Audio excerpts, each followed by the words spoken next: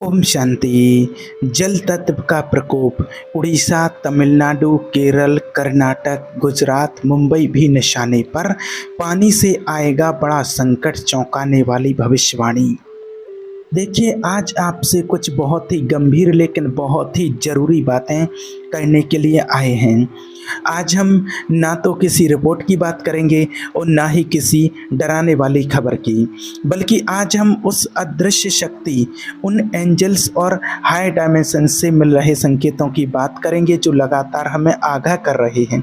आपने देखिए, आज का मेरे वीडियो का टाइटल तो देख ही लिया है कि मुंबई जो हमारे देश की धड़कन है, जहां बॉलीवुड है, उद्योग हैं और जहां के लोग कभी नहीं रुकते हैं।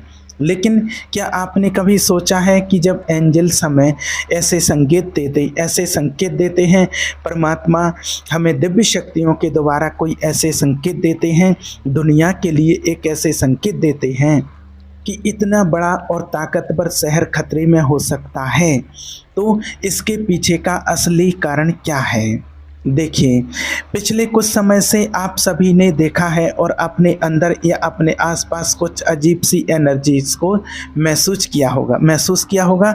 अचानक से मौसम का मिजाज बदलना और बिना मौसम के बारिश होना, बिना मौसम के बारिश और बारिश के साथ साथ बर्फ़ गिरना, ये अभी कुछ समय पहले से आप लोग कितनी जगह पर प्रैक्टिकल में देख चुके हैं कि जो मौसम बारिश का नहीं है उसमें बारिश हो रही है और बारिश के साथ साथ बर्फ़ भी गिर रही है, और मौसम जो गर्मियों का है उसमें परिवर्तन भी आ रहा है। कभी ठंडी हो रही है, कभी गर्मी बहुत ज़्यादा हो रही है, या फिर कहीं पर बहुत ज़्यादा गर्मी और कहीं बहुत ज़्यादा बर्फ़बारी। ये सिर्फ देखिए आम मौसम का बदलना नहीं है, ये हायर डायमेंशन से आ रहे स्पष्ट संकेत हैं कि धरती माँ अब एक बड़े बदलाव यानी शिफ्ट के दौर से गुजर रही है। एंजल्स हमें यूनिवर्स के जरिए बार बार बता रहे हैं कि अब जल तत्व और वायु तत्व सबसे ज़्यादा सक्रिय हो चुके हैं। जब ये दो तत्व बेकाबू होते हैं तो धरती पर उथल पुथल होना तय है। हाल ही में कुछ बड़ी रिसर्च संस्थाओं ने भी इस बात की पुष्टि की है कि आने वाले समय में भारत के कई तटीय इलाके डूब सकते हैं। लेकिन ये बात एंजल्स हमें अपनी चेतना के माध्यम से पहले ही बता चुके हैं। आज जो आप देख रहे हैं कि जो जल तत्व बढ़ रहा है, चाहे समुद्र का जल तट हो, जो जल बढ़ रहा है, तो इस बढ़ रहे जल तत्व का सबसे बड़ा असर उड़ीसा, तमिलनाडु, केरल, कर्नाटक, गुजरात और खासकर हमारी मुंबई पर होने वाला है। इसके अलावा हिमालय के वे हिस्से जो नदियों और ग्लेशियर से संबंधित हैं, वहाँ भी भारी परिवर्तन महसूस किए जा रहे हैं। जरा मुंबई की हालत को आप ध्यान से समझिए। जो एंजल्स के संकेत और विज्ञान दोनों एक ही बात की तरफ इशारा कर रहे हैं। 1976 से 2000 के बीच मुंबई के समुद्र का जल स्तर हर साल लगभग 1.9 मिलीमीटर बढ़ता था, लेकिन 2000 के बाद ये दोगुना होकर के 3.8 हो गया है। और अब मतलब आप इस बात को समझने की कोशिश कीजिए, आप इन चीज़ों को देखते होंगे। 1976 से 2000 के बीच मुंबई की जो समुद्र का जल स्तर था वो साल में लगभग 1.9 मिलीमीटर बढ़ता था, लेकिन 2000 के बाद अब ये अचानक दोगुना होकर के 3.8 हो गया है।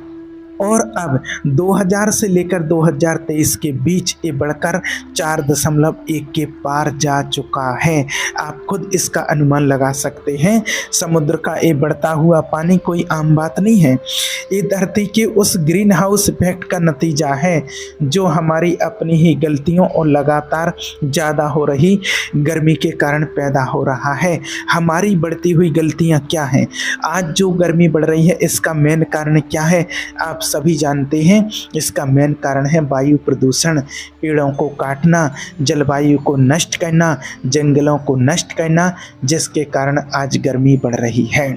और आज फैक्ट्रियों से निकलने वाला गंदा धुआं, जिसके कारण आज वायु प्रदूषण हो रहा है और गर्मी बहुत ज़्यादा बढ़ रही है।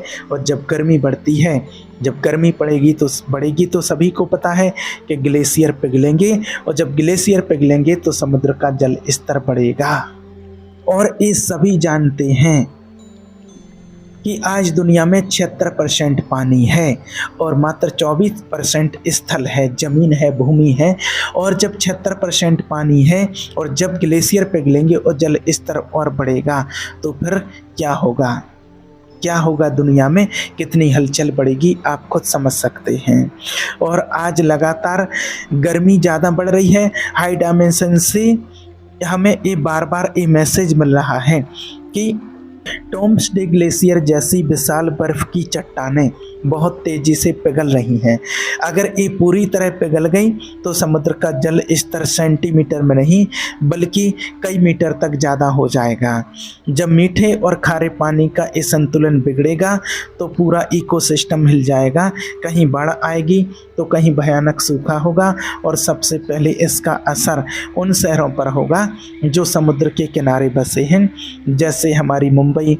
वैज्ञानिक कह रहे हैं कि 2030 तक ये बदलाव बहुत भयानक रूप ले सकते हैं, लेकिन एंजल्स के संकेत कहते हैं कि समय हमारे हाथ में नहीं है। ये बदलाव उससे भी जल्दी हो सकते हैं, क्योंकि आज जो दुनिया की स्थिति देख रहे हैं या जो अचानक बारिश, बाढ़, प्राकृतिक आपदाएं जो देख रहे हैं कि कहीं भी अचानक कुछ भी हो सकता है। क्योंकि प्राकृतिक आपदा जो कोई भी आती है तो वो बता करके नहीं आती है, वैज्ञानिकों के अनुमान भी नहीं होते हैं और उससे पहले भी ये घटनाएं हो जाती हैं। इसलिए हमें हमेशा सतर्क और सचेत रहना है, क्योंकि अचानक कभी भी कुछ भी हो सकता है।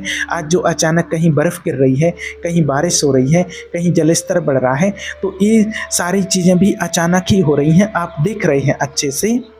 और आज आप सभी देख रहे हैं कि हम अक्सर भविष्य मालिका जैसी प्राचीन भविष्यवाणियों की बात भी करते हैं, जिनमें कहा गया है कि जगन्नाथपुरी की 22वीं सीढ़ी तक पानी आ जाएगा।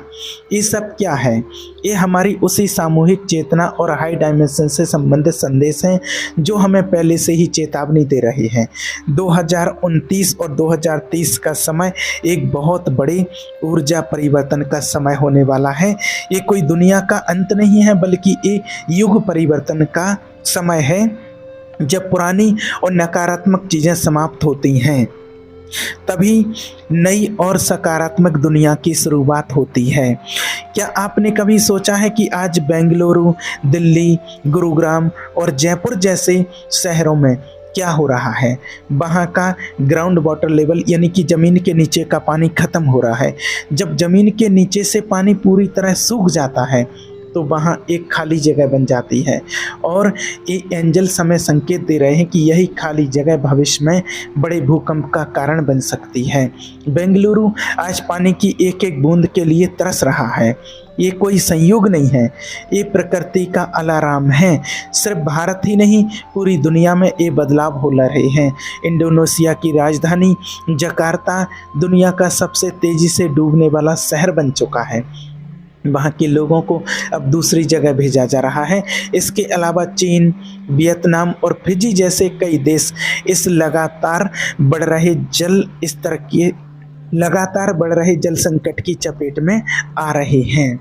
देखिए, एंजल्स हमें डराना नहीं चाहते हैं। उनका मकसद हमें सिर्फ और सिर्फ अवेयर यानी कि जागरूक करना है।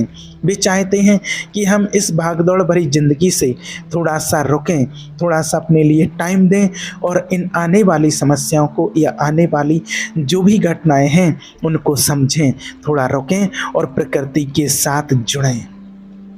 जो मौसम का बदलाव हम आज देख रहे हैं, मार्च में स्नोफॉल, अचानक तूफान, ये सब उसी ऊर्जा के बदलाव का हिस्सा हैं।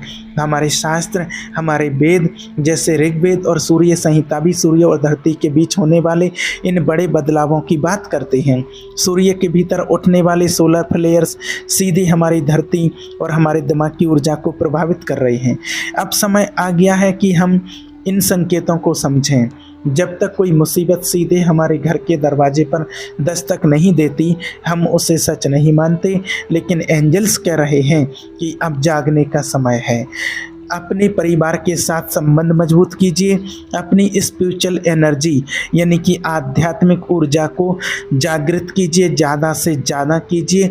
भगवान का ध्यान कीजिए, मेडिटेशन कीजिए, परमात्मा के साथ जुड़िए और प्रकृति का सम्मान कीजिए। जो लोग इस बदलाव के समय में अपनी ऊर्जा को सकारात्मक रखेंगे, वे इस कठिन समय से सुरक्षित बाहर निकल जाएंगे। उनका प्राकृतिक आपदा हो या कोई भी परिस्थिति कैसी भी हो, उनका कुछ भी नहीं बिगाड़ पाएगी, क्योंकि उन्होंने प्रकृति का सम्मान किया है। और जिन्होंने प्रकृति का सम्मान किया है, प्रकृति अंत समय में उनका साथ देगी, उनका सम्मान करेगी और उन्हें हर ज़रूरत की वस्तु उन्हें मिलेगी। और आने वाले समय में जो आज आप दुनिया का हालचाल देख रहे हैं, जो हलचलें मची हुई हैं, इनके हिसाब से आप अनुमान लगा सकते हैं। चाहे प्रकृति प्रकोप हो या दुनिया में आज चल रहे युद्ध विस्फोटक हो, कुछ भी हो, सब एक तरफ यही इशारा कर रहे हैं कि दुनिया में अचानक कुछ भी हो सकता है। इसलिए अपना थोड़ा कीमती समय निकाल करके आप प्रकृति से जुड़िए, परमात्मा से जुड़िए, प्रकृति का सम्मान कीजिए, भगवान का ध्यान कीजिए, जो आने वाले समय में आपका साथ देंगे। ठीक है। ओम शांति।